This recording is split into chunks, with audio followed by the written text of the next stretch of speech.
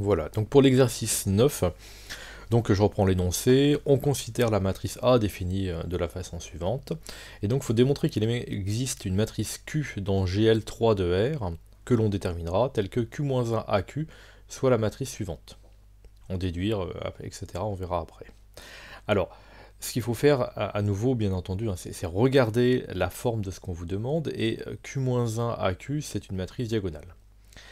Alors, la question porte sur des matrices, mais évidemment, on ne va pas rester au niveau matriciel, parce que déterminer une matrice Q comme ça, telle que Q-1AQ, donc une matrice Q inversible, donne la matrice suivante à partir de grand A, c'est au niveau matriciel, je dirais, avec les coefficients des matrices, évidemment, quasiment impossible à déterminer.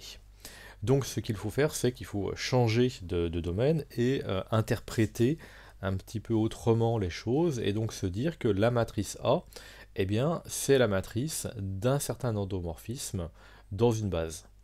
Et donc le Q-1AQ ici fait penser à la formule M' égale P-1MP, et donc Q-1AQ, ou on pourrait écrire A' égale Q-1AQ, dans ces cas-là, eh bien, si A représente la matrice d'un endomorphisme dans une base, la matrice Q-1AQ va représenter la matrice du même endomorphisme, mais dans une autre base, donc grâce à un changement de base.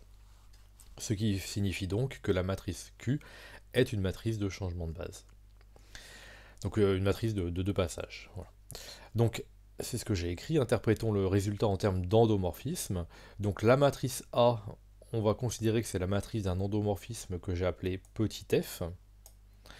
Et donc A, c'est la matrice de f dans une base. Et dans quelle base? Eh bien, le plus simple, c'est de considérer que c'est la matrice de f dans la base canonique.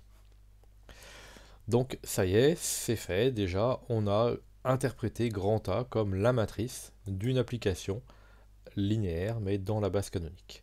Donc la question, c'est de trouver une autre base maintenant. Donc je l'ai appelée B', ici.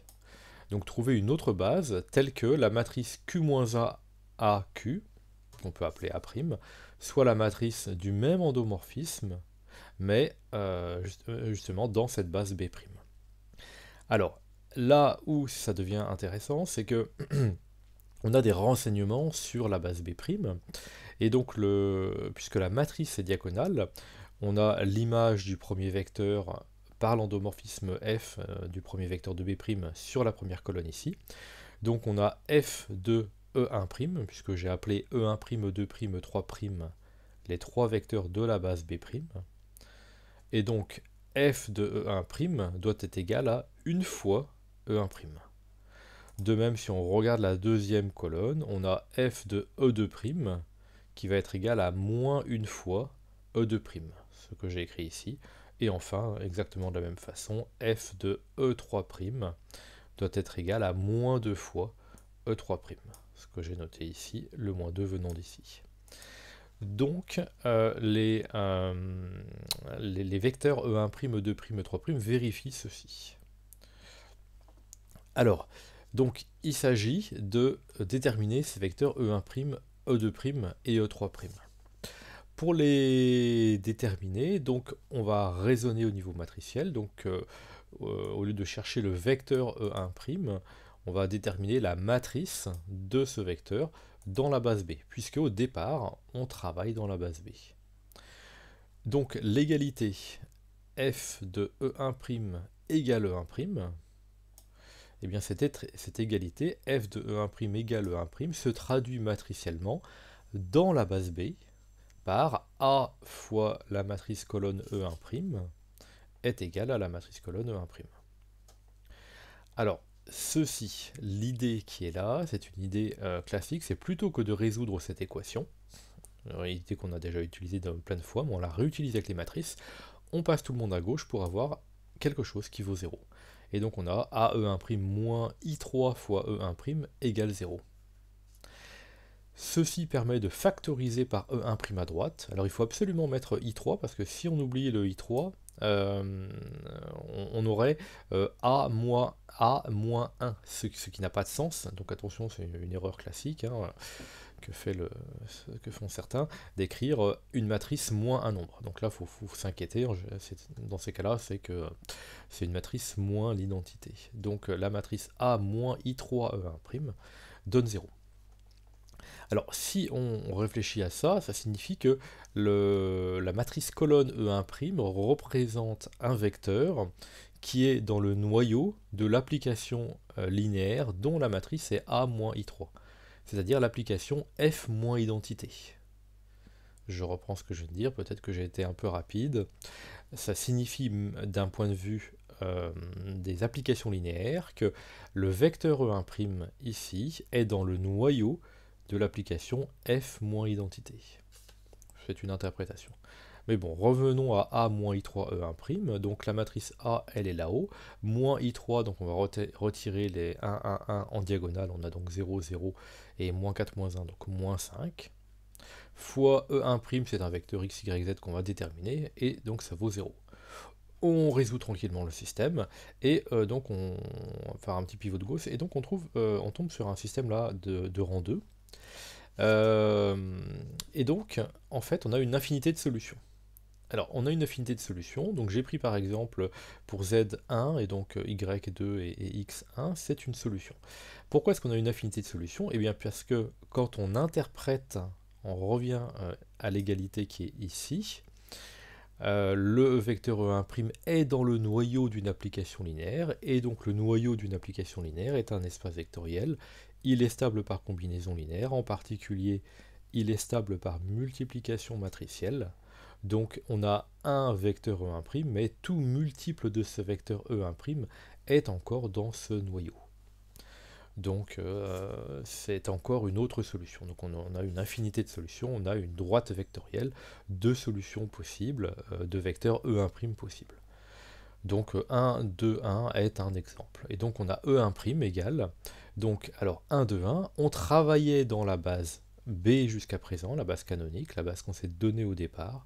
Donc c'est 1 fois E1 plus 2 fois E2 plus 1 fois E3, pardon.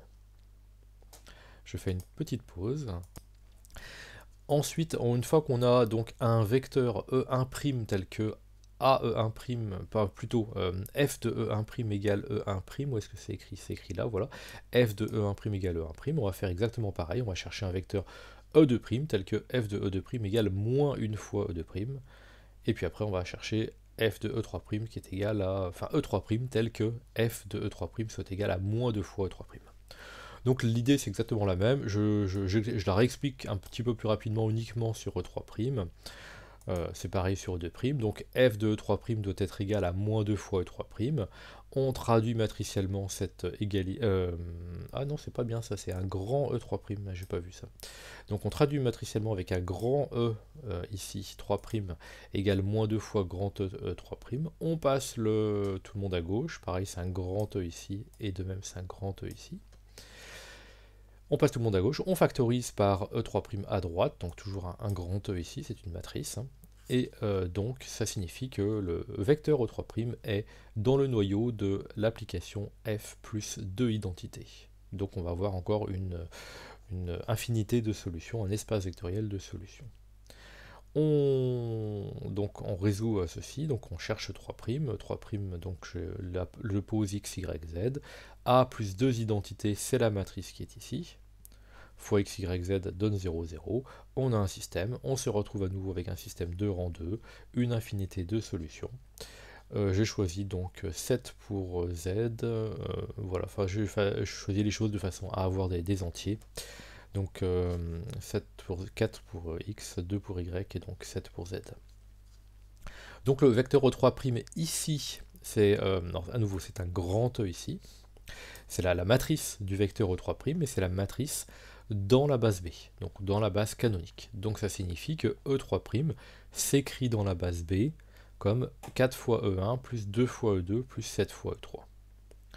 Ce qui fait que maintenant on a E1' ici, on a E2', j'ai pas détaillé ici, et on a E3'. Donc on peut écrire la matrice de passage de la base B vers la base B'. Donc ce sont les vecteurs de la base B' exprimés en fonction de la base B. E1' c'est les coefficients sont donc 1, 2, 1, donc on retrouve sur la première colonne 1, 2, 1. Pour E2', c'est pareil, c'est un grand E ici. Et là, pareil, c'est un grand E, il faut que je corrige tout ça. Je vous enverrai la version corrigée. Donc 1, 2, 1, puis 1, 0, 1, puis 4, 2, 7, et donc c'est la matrice de passage. La matrice de f dans la base B', eh bien, puisque on a tout fait pour que f de E1' soit égal à E1', donc l'image du premier vecteur est égale à une fois le premier vecteur. On a tout fait pour que f de E2' soit égal à moins E2', donc l'image du deuxième vecteur est égale à moins une fois lui-même, et puis de même pour le troisième vecteur. Donc on a bien la matrice de f dans la base B', qui est cette matrice diagonale, et donc par la formule de changement de base, eh bien on a Q-1 AQ qui est donc égal à cette matrice, celle de f dans la base B'. Voilà pour ce résultat. Alors une fois qu'on a ça, donc QA égale QD Q-1, comment calculer A puissance n? Donc pour certains c'était peut-être pas évident, donc je reprends un tout petit peu le détail, hein. Je vais juste calculer A carré, et donc A carré égale, j'ai dit que je prenais la tablette mais j'ai oublié de prendre ma tablette, donc QD Q-1 fois encore QD Q-1. Attention, il faut bien respecter l'ordre des vecteurs. Normalement, on devrait mettre une parenthèse, entre parenthèses QDQ-1 et entre parenthèses QDQ-1. Mais on peut retirer ces parenthèses grâce à l'associativité du produit matriciel. Ceci dit, l'associativité, mais on n'a pas la commutativité, donc il ne s'agit pas de changer l'ordre des vecteurs. Par contre, on remarque ici qu'on a Q-1Q, ça vaut l'identité, D fois l'identité c'est D, et donc il va rester donc Q, D au carré, et Q-1. Ah oui, attendez, il y a un Q-1 ici, voilà, que j'ai oublié. Là c'était un moins 1, voilà, et donc Q-1 ici. Et donc, par une récurrence assez évidente, hein, A cube, ce sera QD cube Q-1, et donc A puissance n, résultat ici, que vous pouvez donc considérer comme acquis, hein. A puissance n, c'est QD puissance n Q-1. Voilà. Donc, quelle que soit la matrice Q d'ailleurs, hein, et quelle que soit la matrice D, qu'elle soit diagonale ou pas. Par contre, là où il est intéressant que D soit diagonale, c'est quand on va calculer le D puissance n, puisque A puissance n n'est pas évident, mais D puissance n, la puissance n d'une matrice diagonale, c'est la même matrice, enfin la diagonale, mais avec les puissances n des coefficients diagonaux. La matrice Q-1, alors je ne l'ai pas calculé, j'ai pas mis le calcul, donc j'ai mis directement le résultat ici de la matrice Q-1. Donc un sixième de cette matrice-ci, donc le sixième doit être le déterminant de la matrice Q. Si on devait le calculer, d'ailleurs je développerais par rapport à la deuxième colonne, ou de la deuxième ligne, puisqu'il y a un 0 ici, pour calculer le déterminant de cette matrice Q, ici. Voilà, donc on a Q, D puissance n, Q-1. Je vais calculer d'abord Q fois D puissance n, et ensuite en multipliant par Q-1. Bon, le calcul, il faut surtout être rigoureux sur le calcul. Une fois que vous avez fait ce type de calcul, je ne reviens pas sur le calcul, mais je reviens sur comment vérifier qu'on ne s'est pas trompé. Et bien tout simplement, remplacer petit n par 0, et vous devez trouver A puissance 0, c'est-à-dire la matrice identité. Donc par exemple, si on remplace n par 0, ici on va avoir moins 1 puissance 0, c'est-à-dire 1, donc 3 moins 3, 0. Donc pour la matrice identité, trouver 0 ici c'est rassurant, et d'ailleurs en dessous aussi ici c'est rassurant. Sur l'élément diagonal, 6 divisé par 6, on a bien 1 ici, et par exemple si on prend le coefficient première ligne, première colonne, si on remplace n par 0, donc là on va avoir moins 2 au cube, c'est-à-dire moins 8, on va avoir moins 1 puissance 0, c'est-à-dire 1, donc on va avoir 2 plus 12, c'est-à-dire 14. 14 moins 8, ça donne 6. 6 divisé par 6, 1. Donc on retrouve bien 1 en haut à gauche. Il faudrait faire cette vérification avec tous les coefficients. Et donc si A puissance 0 est égal à l'identité, déjà c'est un bon indicateur qu'a priori on ne s'est pas trompé. Ou bien vous calculez A puissance 1 et vous vérifiez qu'on retombe bien sur la matrice A, et ça peut être un bon indicateur pour se rassurer et sur le fait qu'on ne s'est pas trompé. Donc pour l'exercice 10, on a un espace vectoriel, 2 dimensions n non nul, l'espace s'appelle grand E, le corps c'est R, et bêta, donc E1, En, une base de E.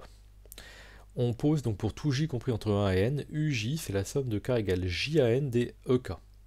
Alors si vous ne voyez pas bien, je vous conseille très fortement de calculer par exemple U1, donc ça va être la somme de 1 à n des EK, U2 ça va être la somme de 2 à n des EK, donc E2 plus E3 plus etc. Et puis donc UN par exemple, eh bien, ce sera égal à EN, enfin est égal à EN. Alors il faut montrer que la famille gamma, U1, etc., UN est une base de E. Alors ce que j'ai fait, c'est que pour montrer que c'est une base, plutôt que de démontrer qu'elle est libre à la main avec des coefficients, ce qui n'est pas très agréable, j'ai regardé la matrice de cette famille, donc la matrice de la famille gamma, dans la base bêta, la base qu'on avait au départ. Et donc la matrice de la famille gamma, eh bien en première colonne, c'est la matrice du premier vecteur de gamma, donc la matrice de U1 dans la base bêta. Et comme U1 c'est une fois E1 plus une fois E2 plus etc. plus une fois En, on n'a que des 1 sur la première colonne.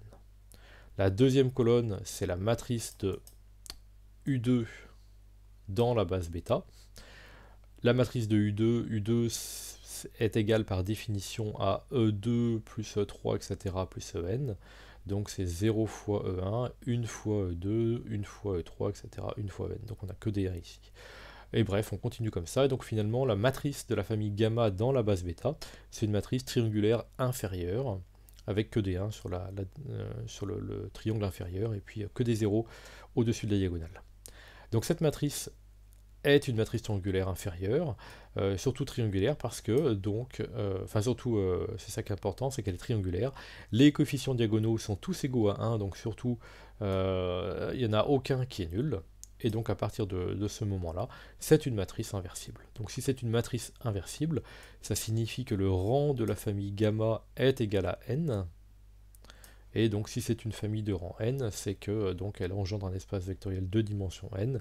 Comme il y a exactement n vecteurs, c'est donc une famille libre qui engendre l'espace grand E tout entier, puisque grand E est de dimension n. Donc la famille, voilà, gamma est une base de E. Donc on résolvait comme ça assez simplement la question. La question petit 2, donc déterminer la matrice de passage de bêta à gamma, notée P, ainsi que son inverse. Donc la matrice de passage de bêta à gamma, c'est la matrice qui contient l'expression des vecteurs de gamma en fonction de bêta, mais c'est exactement la matrice qu'on a calculée, donc ça c'est fait. Par contre, déterminer son inverse, donc il faut déterminer la matrice inverse de cette matrice-ci. À nouveau, pour déterminer la matrice inverse, comme hier, je suis passé par un système, donc j'ai écrit que Px égale x', avec grand X et grand X' des matrices colonnes à n lignes, et Px égale x' équivaut, puisqu'on sait que P est inversible, à x égale P-1x'. En multipliant donc cette égalité ici, l'égalité de gauche, en multipliant les deux membres de l'égalité par P-1 à gauche. Donc on a l'équivalence ici. Cette équivalence fait apparaître P-1, et donc on aura P-1 quand on saura exprimer les coefficients de grand X en fonction de ceux de x'. Donc grand X, j'ai posé comme étant égal à x1, xn, grand X', x1', xn'. On part de Px égale x', c'est-à-dire les expressions des x', donc de x1', x2', etc. en fonction des petits x, sans prime, et on travaille pour obtenir les petits x en fonction des petits x'. Alors j'ai travaillé rapidement, vous remarquez. Alors en fait, x1' c'est déjà fait. x2' est donc égal à x1 plus x2, pardon, c'est x2 qu'il faut, excusez-moi. x2 c'est donc x2' moins x1, mais x1 c'est x1', donc c'est x2' moins x1'. Ensuite on veut petit x3. Mais petit x3, en fait, vous voyez que si on l'isole, on va soustraire x1 plus x2. Mais donc on va soustraire celui qui est au-dessus. Donc on va soustraire x2'. Donc x3 est égal à x3' moins x2'. Et puis c'est exactement pareil, par exemple pour le dernier ici. on veut isoler xn. Et donc, si on veut isoler xn, il faut soustraire la somme qui est juste avant. Je vois que tout le monde a des soucis. Donc on extrait la somme, on soustrait, pardon, excusez-moi, la somme qui est juste avant, donc la somme x1 plus etc. plus xn-1. Mais x1 plus etc. plus xn-1, c'est le membre de gauche de la ligne précédente, que j'aurais pu écrire. Et le membre de gauche de la ligne précédente est égal au membre de droite xn-1'. Donc, petit xn, c'est donc xn' moins xn-, ah, il manque un prime ici, xn-1'. Il y a un petit prime ici. Voilà, et donc on a fait ça, et donc ça permet d'exprimer les xi en fonction des xi'. Donc, en quelque sorte, ce système ici, ça pourrait être bien, si vous voulez, de passer les x à droite et les xi à droite et les xi' à gauche. Donc le membre de droite le passer à gauche et le membre de gauche le passer à droite. Et comme ça, on va voir apparaître dans le membre de gauche la matrice P-1. Donc, x1 est égal à x1', donc on a 1 sur la première ligne. La deuxième ligne, elle apparaît ici, donc il faut se dire que ça, en fait, c'est le membre de gauche du système. Et donc on va avoir moins 1 pour x1' et plus 1 pour x2', et 0 pour tout le reste. Donc moins une fois le premier vecteur, on a moins 1 ici, et plus une fois le deuxième vecteur, on a plus 1 ici. Et puis jusqu'au dernier là, donc attention, là il manque un prime, je vais le mettre à la main là, tant pis, voilà, on a un petit prime ici. Et donc la dernière ligne est donnée ici, et c'est donc 0x1, 0x2, etc., 0x3, donc on a plein de zéros. L'avant-dernier vecteur xn-1' est précédé du coefficient moins 1, donc on a moins 1 ici. Et le dernier vecteur de la base, non, de grand x', xn' est précédé du coefficient 1 ici, donc on a 1, voilà. Donc on repasse du système à la détermination de la matrice du système, et c'est donc la matrice P-1. On a déterminé la matrice P-1, la question 3 est la suivante, donc on considère maintenant un endomorphisme, petit f, donc une application linéaire de E dans E, et la matrice de f dans la base bêta, c'est donc la matrice qui est ici. Donc une matrice avec que des en diagonale, que des b partout ailleurs. A et b sont deux réels. La question, c'est de montrer que f de uj est égal à n-j plus 1b fois u1 plus a-b uj. Bon, alors on attaque ça. F de uj. Alors qu'est-ce que c'est que uj? Je remonte un petit peu. Uj, c'était les vecteurs qui étaient donnés, c'est les vecteurs de ma. Donc le uj est égal à la somme de j à n des ek. Alors, donc on a les uj en fonction des ek. Les ek, ce sont les vecteurs de la base bêta. Et la matrice ici, c'est la matrice d'un endomorphisme dans la base bêta. Donc si c'est la matrice dans la base bêta, c'est qu'on connaît les images de E1, de E2, etc., de En. Et nous, évidemment, on nous demande l'image des UJ, des U1, U2, etc., En. Donc on va repasser, si vous voulez, en expression, utiliser les vecteurs de la base bêta, donc les vecteurs EJ. Donc f de uj, on remplace uj par sa définition, c'est donc f de la somme pour k allant de j à n des ek. Ensuite, une fois qu'on est là, excusez-moi, je fasse un petit truc. Une fois qu'on est là, on utilise la linéarité de f, et donc c'est la somme pour k allant de j à n des f de ek. Ensuite, on va calculer f de ek. Alors ek est le kème vecteur de la base bêta. Donc f de ek se trouve sur la kème colonne de la matrice ici. Enfin, on le trouve sur la kème colonne. Donc, qu'est-ce que c'est que f de ek? Eh bien, ce sera b fois E1, plus b fois E2, plus etc. b fois tous les vecteurs, sauf le vecteur ek, ce sera a fois ek.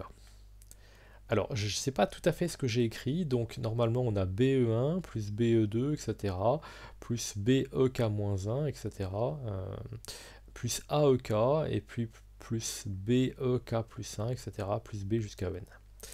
Mais comme on a BE1 plus B... Ah, c'est un E ici. C'est un E, excusez-moi, c'est un E ici. J'ai anticipé sur la suite. Comme on a BE1 plus BE2, etc.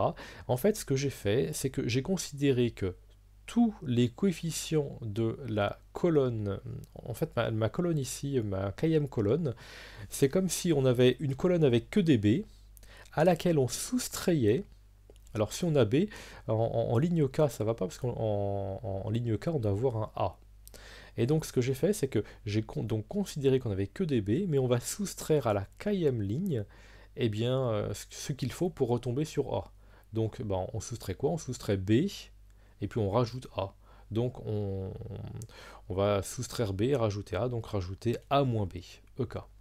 Donc en fait, ma km colonne, donc je reprends, j'ai considéré qu'on avait que des que des B, excusez-moi, que des B, et puis ensuite on soustrait, je l'ai décomposé en deux, si vous voulez, une colonne avec que des B, moins une colonne avec A moins B.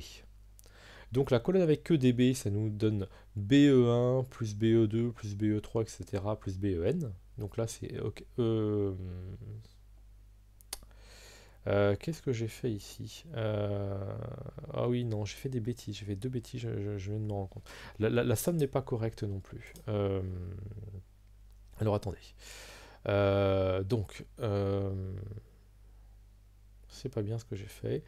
J'ai pas fait attention à ça, j'ai surtout regardé la ligne d'après. On va oublier un petit peu ça. Voilà, on va passer directement à la ligne suivante, qui est correcte. Donc, on a B, donc l'image du km vecteur, c'est donc BE1 plus BE2, etc. plus BEN. Alors vous allez me dire, sur la ligne K, ça va pas. Très bien, je suis d'accord. Donc sur la ligne K, on n'a pas B fois EK, mais on a A fois EK. Donc puisque puisque j'ai écrit BEK, eh bien on va mettre moins B plus A EK. Hop, voilà. Donc, ah oui, non, excusez-moi, je fatigue un tout petit peu. Attendez, je coupe. Donc la somme de K égale JAN est répétée ici, et on va calculer le F de EK, et le F de EK, c'est ce qui est après la somme. Donc le F de EK est sur la km, se lie sur la km colonne. J'ai considéré que cette km colonne, qui ne contient que des B, sauf en km ligne où il y a un A, eh bien cette km colonne, je l'ai décomposée en une somme de deux colonnes, une colonne où on n'a que des B, et à laquelle on ajoute une colonne où il n'y a que des zéros, sauf en km ligne, et il y aurait donc A moins B. Alors la colonne où on n'a que des B, ça nous fait donc BE1 plus BE2 plus B, etc. plus BEN. Donc B facteur de E1 plus E2 plus etc. plus EN. Mais E1 plus E2 plus etc. plus EN, c'est bien U1. Donc on a bien BU1. À laquelle on soustrait la colonne où on n'a que des zéros sauf A moins B en km ligne, et donc ça ça représente A moins B fois le vecteur EK. Donc F de EK est égal à BU1 plus A moins B EK. C'est, pour l'expliquer autrement, comme si on avait écrit F de EK égale BE1 plus BE2 plus BE3 plus etc. plus BEK-1 plus AEK plus BEK plus 1 plus etc. plus BEN. Mais donc il y a le AEK qui est embêtant, et donc le AEK, je l'écris A moins B plus B. Donc le A moins B EK, il est là. Et le plus BEK, il se rajoute à BE1, BE2, etc. Et donc c'est un B finalement qu'on met en facteur de E1 plus etc. EN, donc U1.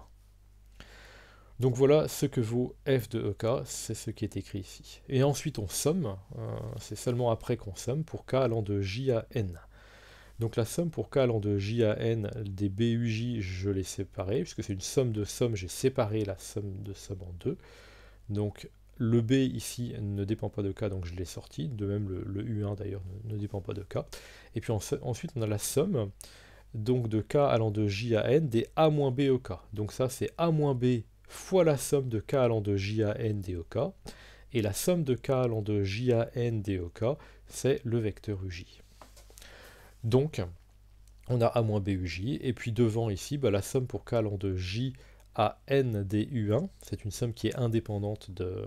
Enfin, les termes sommés sont indépendants de K, donc en fait on somme que des U1.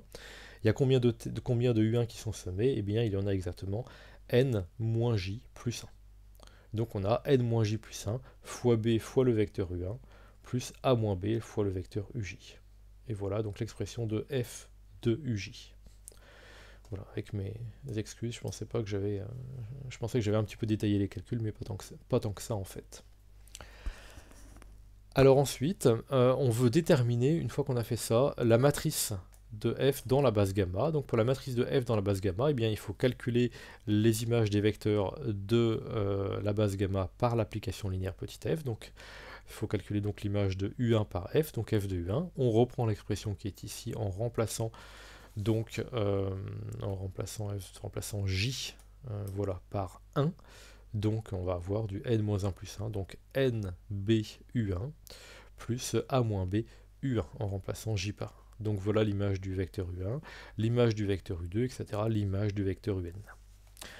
L'image du vecteur U1, donc on va retrouver sur la première colonne, donc nb U1 plus a-b U1, donc ça se factorise par U1, et donc on a nb plus a-b U1.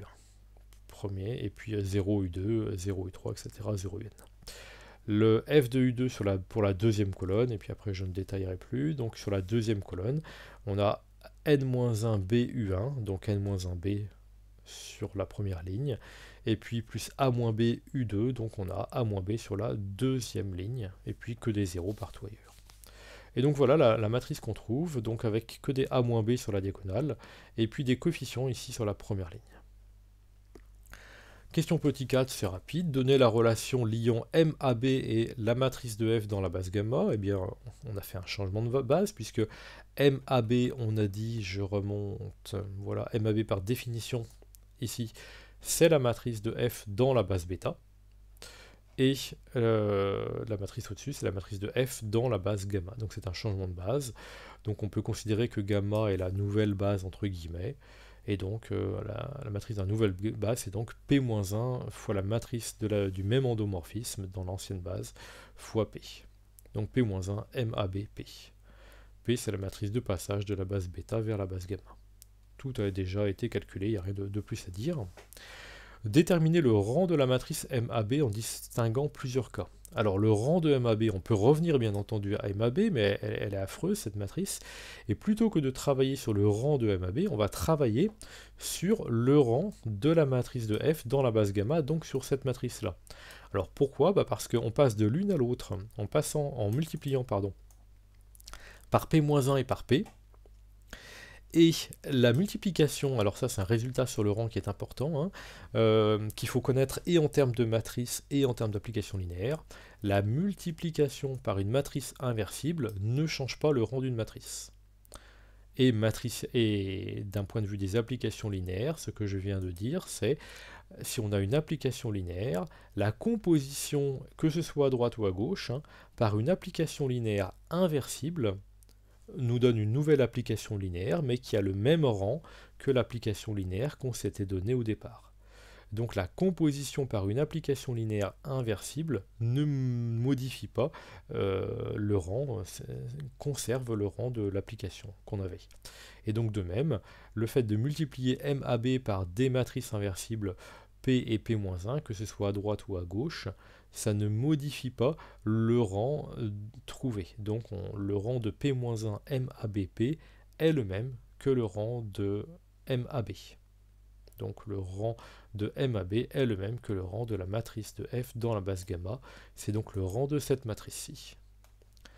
Alors maintenant, pour distinguer les cas, quel est le rang de cette matrice-ci? Eh bien c'est une matrice diagonale, donc tout dépend des coefficients diagonaux. Si les coefficients diagonaux, il y a beaucoup de A-B dans les coefficients diagonaux, si A est égal à B, et bien dans ces cas-là, de la deuxième à la nème ligne, on n'aura que des zéros.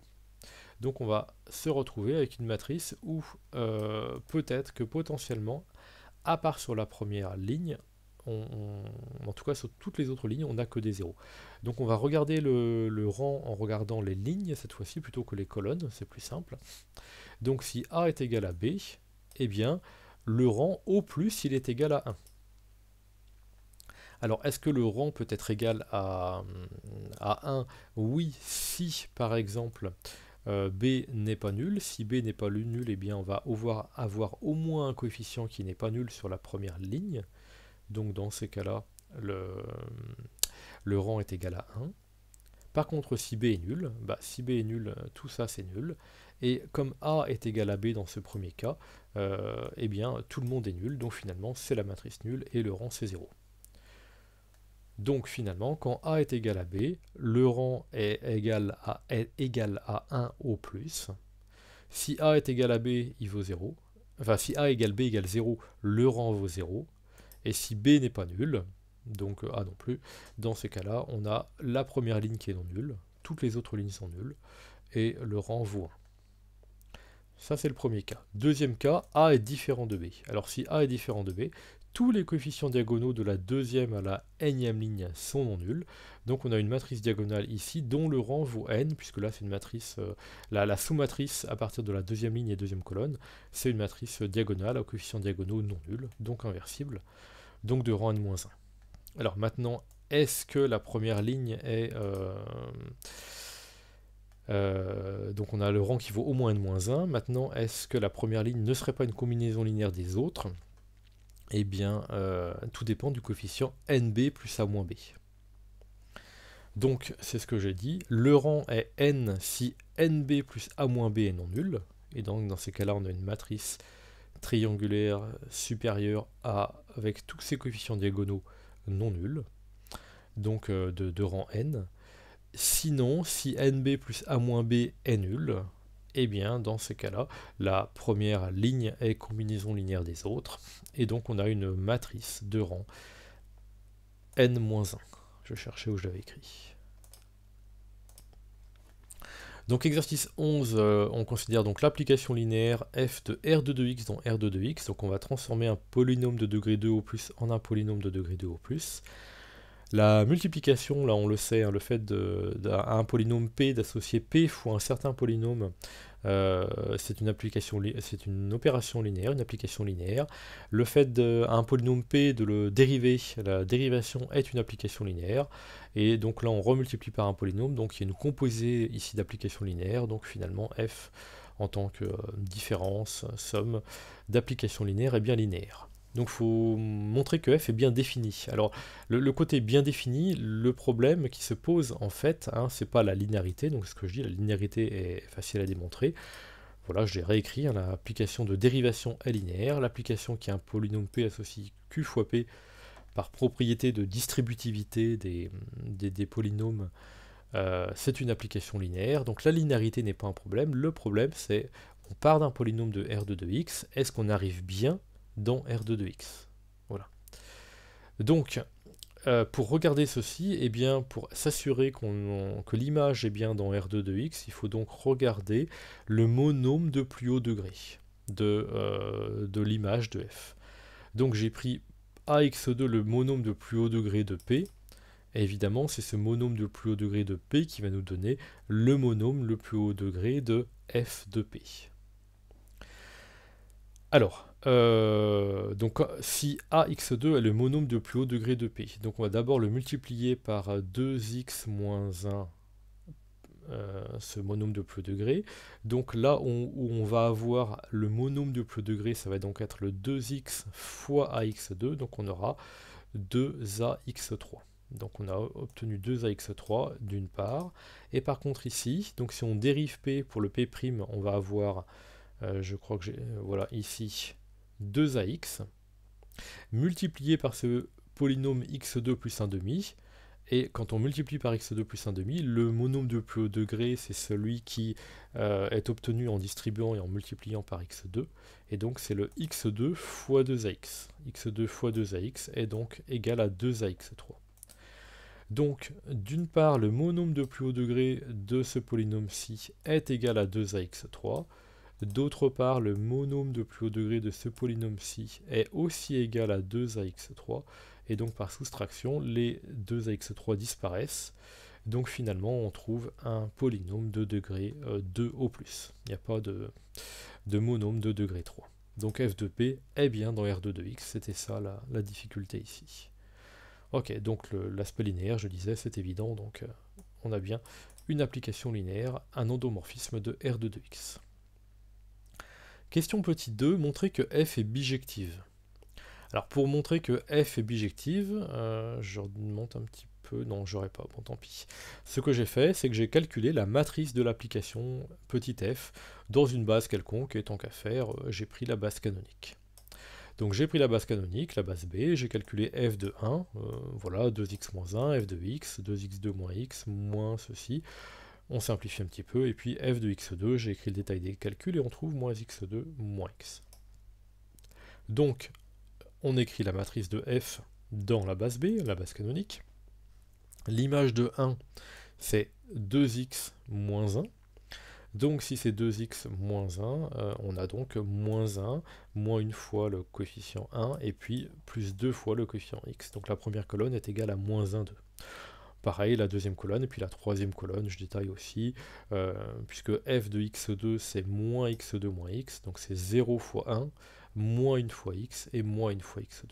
Voilà. Et donc l'intérêt d'avoir la matrice de f, pour savoir si l'application est bijective, eh bien, c'est de regarder le rang de cette matrice. Alors, on aurait pu très bien aussi regarder, calculer le déterminant de la matrice. Alors là, il n'y a pas de ligne avec 2 fois 0 ou de colonne avec 2 fois 0, donc le déterminant n'est pas simple. Donc on pourrait calculer le déterminant quand même, ça n'empêche pas, on fait un développement et puis on voit si c'est 0 ou pas. Donc normalement on doit trouver quelque chose qui n'est pas 0 puisque on doit avoir une application qui est un isomorphisme. Sinon, donc j'ai regardé le rang en étudiant par ligne, donc j'ai fait un pivot de Gauss, j'ai multiplié, j'ai soustrait, non j'ai additionné à la deuxième ligne 2 fois la première, et puis ensuite j'ai refait un pivot avec le 1 moins 1 ici qui se prête bien pour faire un pivot. Bon, en tout cas, voilà, en travaillant, donc en réduisant, en échelonnant la matrice, on trouve donc une matrice triangulaire ici.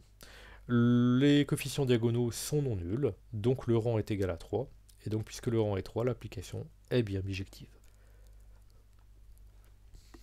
Pour la question 3, montrer que le noyau de f plus l'identité, c'est une droite vectorielle de R de 2x stable par f, et c'est l'unique droite vectorielle de R de 2x stable par f.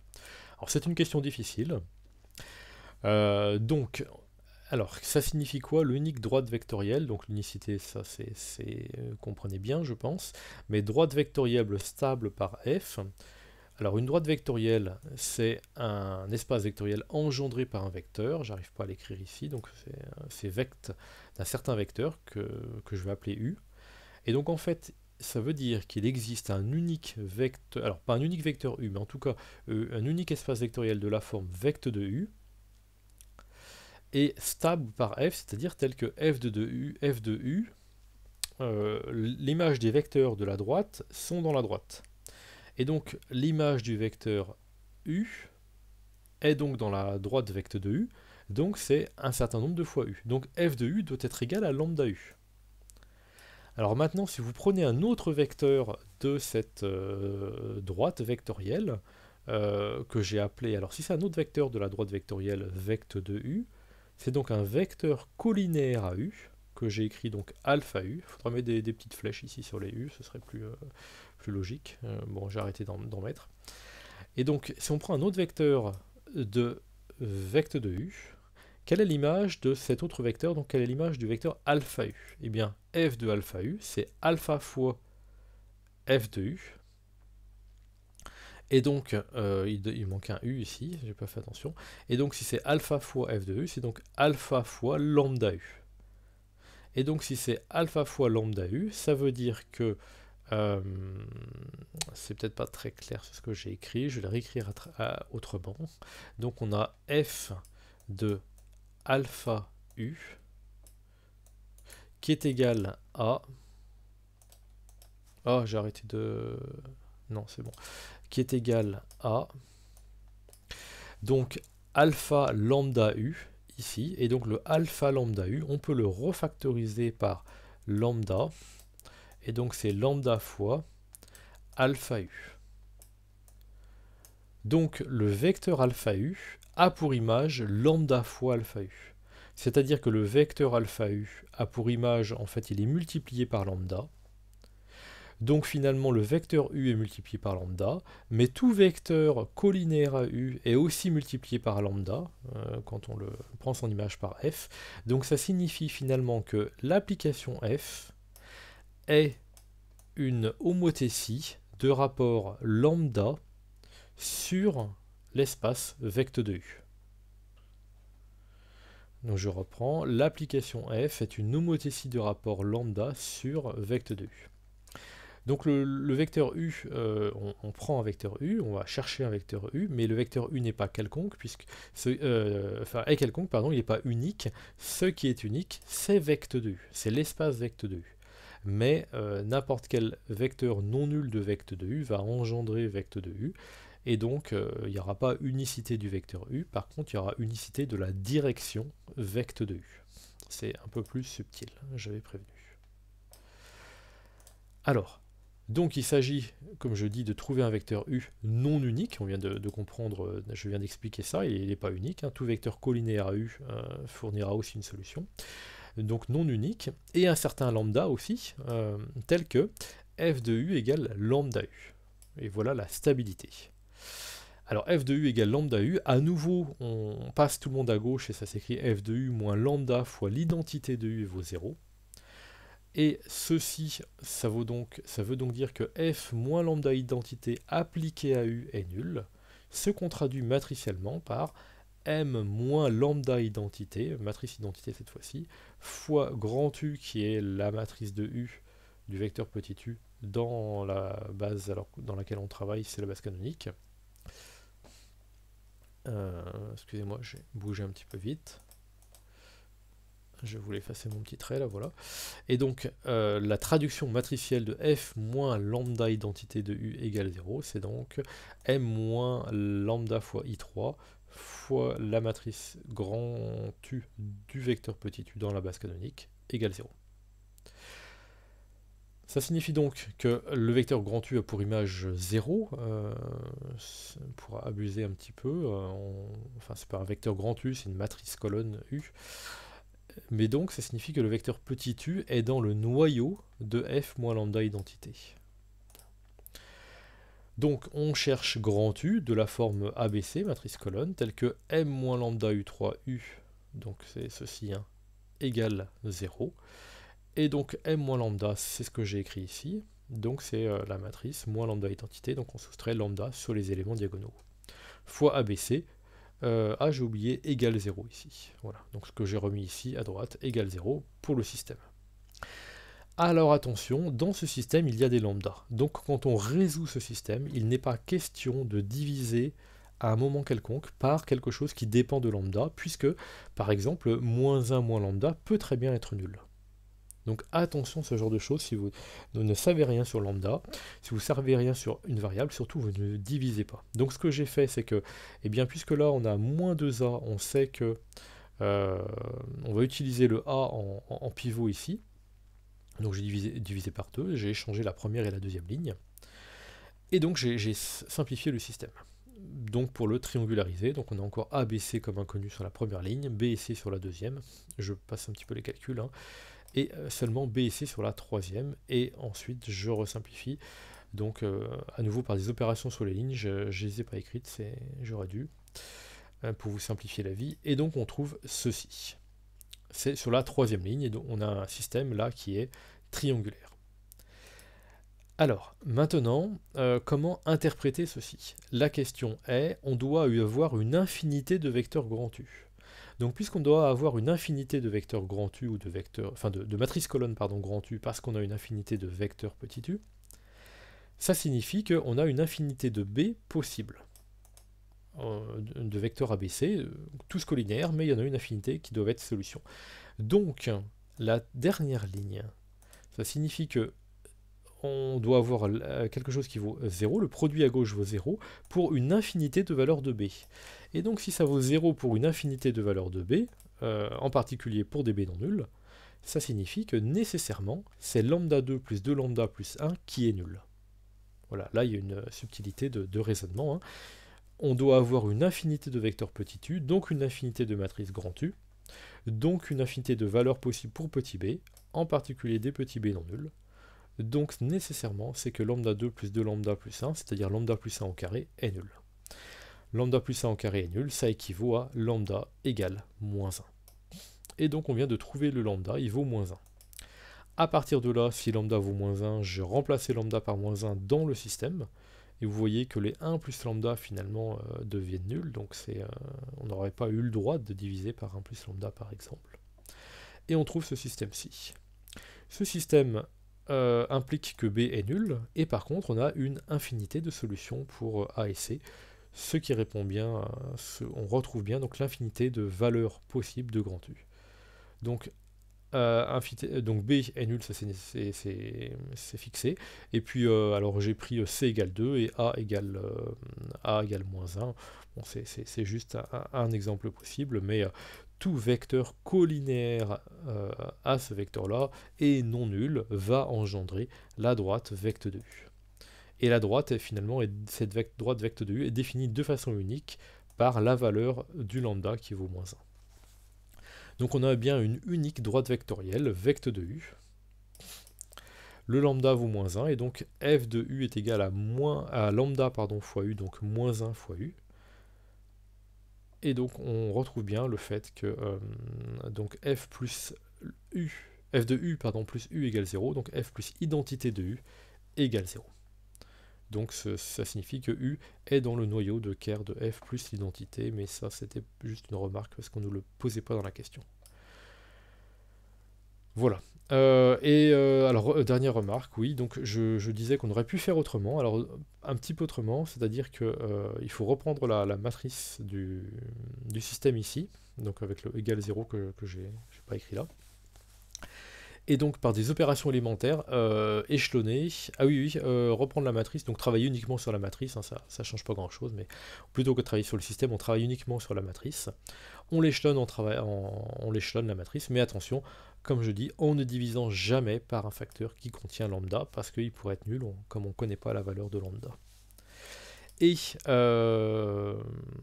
donc ce qu'on veut, c'est qu'à la fin, on veut que ce soit une matrice de rang 2, puisqu'on veut une matrice de rang 2, puisqu'on veut une droite vectorielle, solution. Donc l'ensemble des solutions doit être un espace vectoriel de dimension 1, d'où la volonté de trouver un lambda tel que la matrice soit de rang 2. Voilà une autre interprétation de la résolution du système.